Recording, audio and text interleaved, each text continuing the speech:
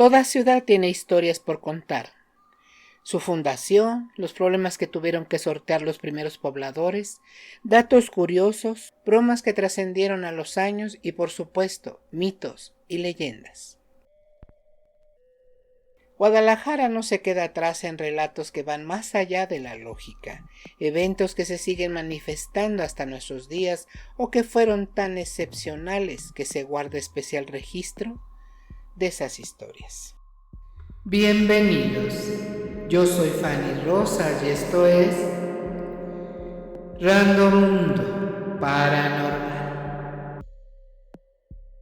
Hola gente random, en esta ocasión presentaremos Leyendas terroríficas de Guadalajara, Jalisco. El Callejón del Diablo. En el corazón de Guadalajara, muy cerca de la Catedral Metropolitana, en dirección hacia el Museo Cabañas, se encuentra una zona por demás curiosa. Se cuenta que en este rincón de la ciudad muchos, pero muchos años atrás sucedieron inexplicables eventos, algunos descritos como oscuros. Para entender bien el por qué los tapatíos de entonces temían pasar por este lugar, debemos remontarnos a la época virreinal, donde existía el convento de Santa María de Gracia. En uno de sus muros se encontraba un tétrico, angosto y oscuro callejón, al cual nombraban como Callejón del Ahorcado, dado que se decía que allí un hombre adúltero se había quitado la vida, así que el lugar desde aquel momento tenía muy mala fama. Poco después, en la misma zona, se construyó un departamento para el noviciado. En una noche sin luna, la religiosa encargada de cuidar a las novicias se despertó asustada porque se escuchaban terribles gritos, insultos y blasfemias que salían de ese rincón. En un punto, la religiosa se asomó por la ventana que daba al callejón, pero tardó más en subir a revisar que en bajar horrorizada. Contó que vio frente a la puerta del departamento una mesa muy larga cubierta por un paño de tumba, con 4 velas negras sobre cráneos humanos, las cuales alumbraban a mujeres sin cabello, y estas presencias bebían un misterioso brebaje y azotaban a un Santo Cristo de marfil. De forma inmediata, la noticia llegó a la abadesa, quien horrorizada llamó a su vez al mayordomo del convento, y sin demora el asunto llegó a oídos del obispo de Guadalajara. La respuesta fue casi instantánea, ya que se llamó a la Inquisición para revisar dicho lugar, quienes a la noche siguiente fueron testigos de varios bultos encapuchados y con negros mantos que se deslizaban y arrastraban lentamente por el callejón justo donde había tenido lugar la misa negra que vieron las religiosas. Armándose de valor, los inquisitoriales avanzaron al sitio para toparse con una puerta. Al abrirla, se percataron de una escena que los alarmó. Hombres importantes y bellas mujeres se encontraban rindiendo culto al diablo, en una ceremonia que incluía una pintura, joyas, comida y licor. Hubo una pelea en la que ganaron los agentes de la Inquisición. Arrestaron a los sujetos y después los juzgaron. Esta noticia alarmó a la sociedad católica de Guadalajara. Desde entonces, al pasar por aquella zona, se persignaban y rezaban: bendito y alabado sea el Santísimo Sacramento del altar. Las personas que podían evitar la zona lo hacían sin dudar, pero quienes no podían rodearla procuraban cargar alguna reliquia santa o una botellita con agua bendita. Con los años, la propiedad pasó a ser sede de la Inquisición. Luego se dice que allí vendían carbón, luego una paletería hasta la construcción de la Plaza Tapatía. Actualmente la finca es sede de la Secretaría de Turismo del Estado de Jalisco. Gracias por estar escuchando Random Mundo Paranormal. El reloj de la muerte. No hay duda que el actual Museo Cabañas es uno de los edificios más representativos de Guadalajara. su visita se convierte en obligatoria para todos los visitantes de la Perla Tapatía de arte contemporáneo. Pero el Cabañas no siempre fue un lugar dedicado a la cultura. Hasta hace poco fue un hospicio para niños en situación de calle. Es en esas épocas en las que nace esta leyenda. Por aquellos tiempos se mandó pedir un reloj a Europa para colocarlo en la fachada. Se instaló y en las primeras semanas todo parecía ir con normalidad. Cada hora las campanadas sonaban. Pero con el tiempo las personas empezaron a notar que el reloj detenía su marcha de pronto, de forma inexplicable. Se mandaba a revisar, pero no le encontraban falla, y al poco tiempo volvía a funcionar como si nada. Así pasó en varias ocasiones.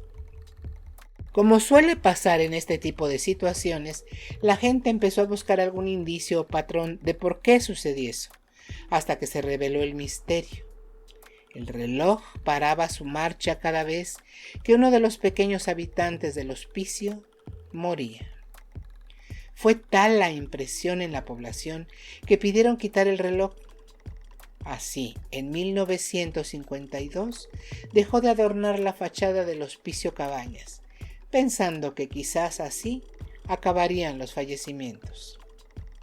Hoy en día, el recinto fue declarado Patrimonio Cultural de la Humanidad por parte de la UNESCO y puedes acudir la mayor parte de la semana para contemplar las manifestaciones artísticas que resguarda su interior.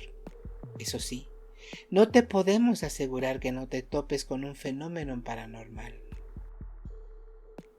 Anímate y visítalo. La Casa de los Perros. Siguiendo con los misterios del centro histórico de Guadalajara, toca el turno de la leyenda de una propiedad que ahora funciona como el Museo del Periodismo y las Artes Gráficas. Lo primero que resalta a la vista para los turistas son las esculturas de dos perros en la azotea del edificio. Pero vamos por partes. Esta casa tiene mucha importancia para la ciudad e historia nacional, ya que aquí operó en 1792 la primera imprenta de Guadalajara y que después vería nacer al primer periódico independiente de América. Así es, en la Perla Tapatía nació a partir de la idea del cura Miguel Hidalgo, el despertador americano.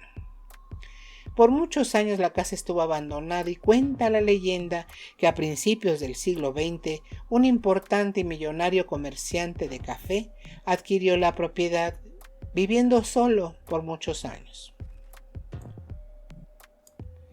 Ya para su vejez y cansado de la soledad, contrajo nupcias con una joven mujer. Para festejar decidieron viajar a Europa en barco. Se dice que durante la travesía la embarcación estuvo a punto de hundirse, lo que provocó gran pavor en el matrimonio a tal punto que hicieron un juramento. Quien sobreviviera debía rezarle al otro en cada aniversario luctuoso. Por fortuna, ambos siguieron con vida. Regresaron a Guadalajara y comenzaron a decorar extraordinariamente la casa, hasta el punto de colocar las estatuas de los perros tan característicos y que permanecen hasta hoy, los cuales dicen fueron traídos desde Nueva York.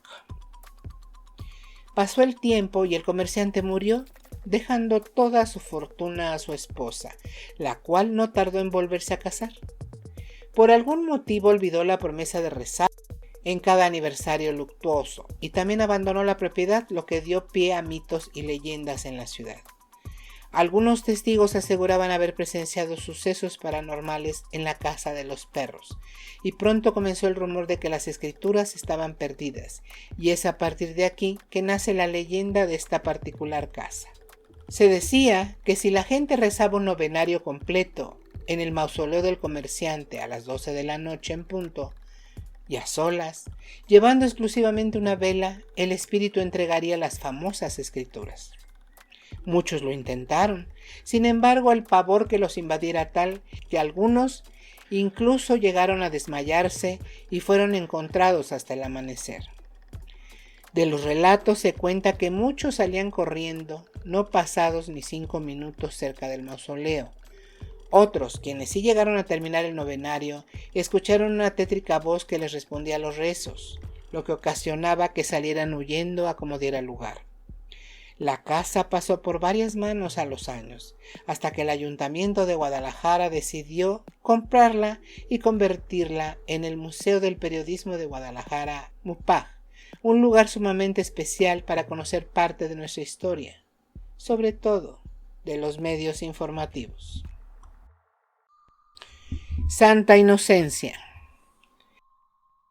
No podemos negar que la Catedral Metropolitana de Guadalajara es hermosa. Tanto su fachada exterior como su interior nos dejan boquiabiertos. Y si bien en su interior puedes encontrar bellas figuras e imágenes católicas, también hay un misterio.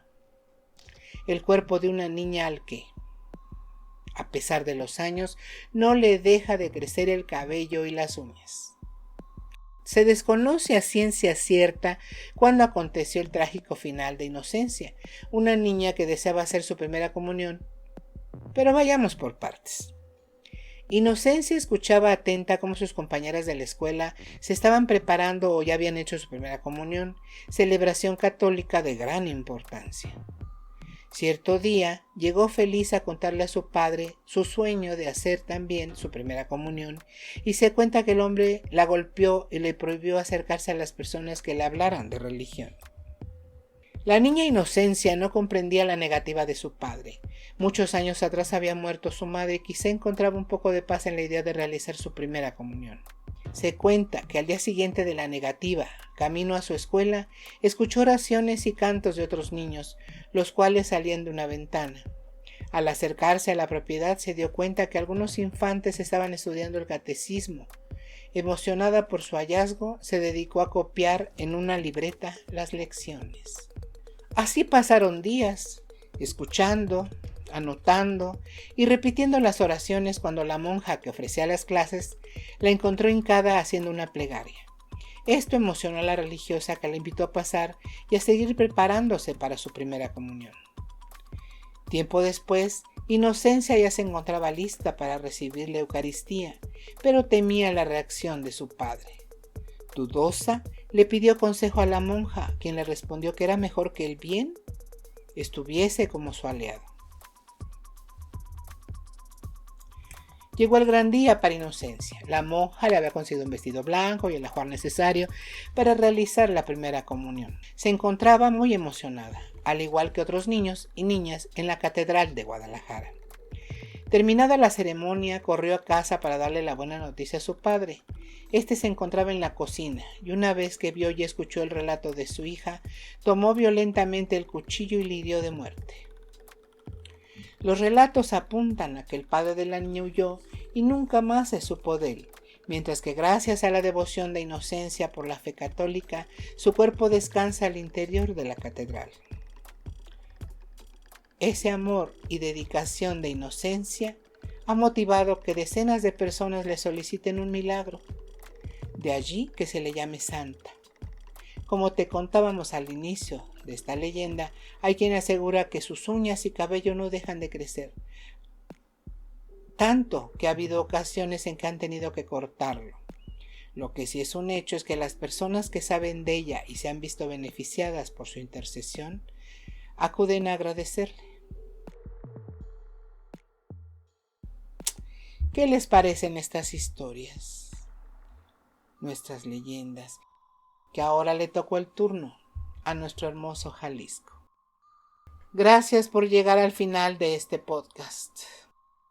No olviden suscribirse y darme un like. Yo soy Fanny Rosas y esto fue Random Mundo Paranormal. Nos veremos muy pronto.